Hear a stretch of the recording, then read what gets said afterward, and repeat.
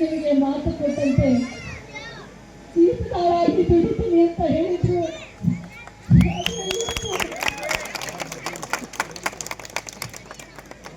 ನಮ್ಮ ತಂದೆ ಏನ್ ಮಾತು ಕೊಟ್ಟಿದ್ದಾರೆ, ಒಂದು ಹಣೆ ಹಣೆಗೂ ನನಗೆ ಗೊತ್ತು, ಒಂದು ಕೂದಲು ಎಷ್ಟು ನನಗೆ ಗೊತ್ತು.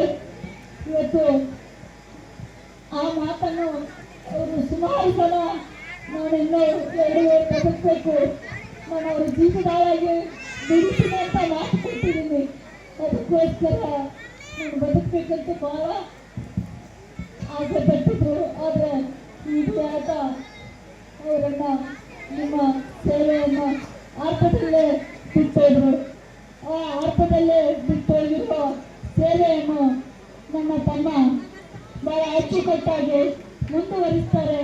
ಅವನ ಬೆನ್ನೆಲುಬಾಗಿ ನಾವೆಲ್ಲರೂ ಇರ್ತೀವಿ ಅಂತ ಹೇಳಿ ನಿಮ್ಮ ಸಾಹೇಬರ ಕೊಟ್ಟ ಮಾತನ್ನು ಉಳಿಸ್ಕೊಳ್ತೀವಿ ಅಂತ ಯಾವುದೇ ಕಾರಣಕ್ಕೂ ನಮ್ಮ ತಂದೆ ನಮ್ಮನ್ನು ಬಿಟ್ಟು ಎಲ್ಲಿ ಹೋಗಿಲ್ಲ. ನಿಮ್ಮೆಲ್ಲರ ಜೊತೆಯಲ್ಲೇ ಇಲ್ಲೇ ಎಲ್ಲ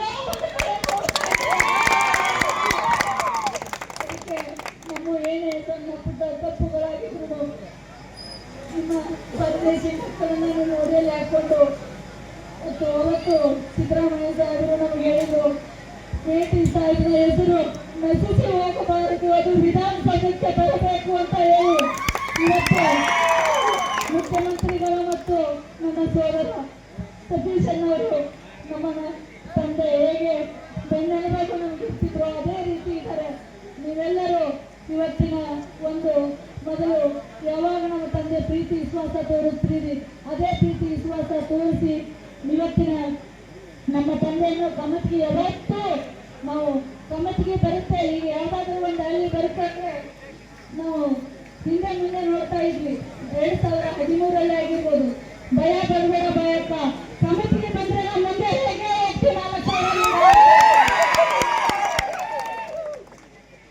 ಭಯ ಪಡಬೇಡ ಅಂತ ಇದ್ರು. ಅಷ್ಟು ಒಂದು ಕಮತಿಗೆದಲ್ಲಿ ನಾವು ಇಷ್ಟೇ ನೀರು ತಗೋತೀವಿ ಅಂತ ಒಂದು ಅಂಕಿ ಅಂಶದಲ್ಲೇ ನಮ್ಮ ತಂದೆ ನನಗೆ ಹೇಳ್ತಾ ಇದ್ರು.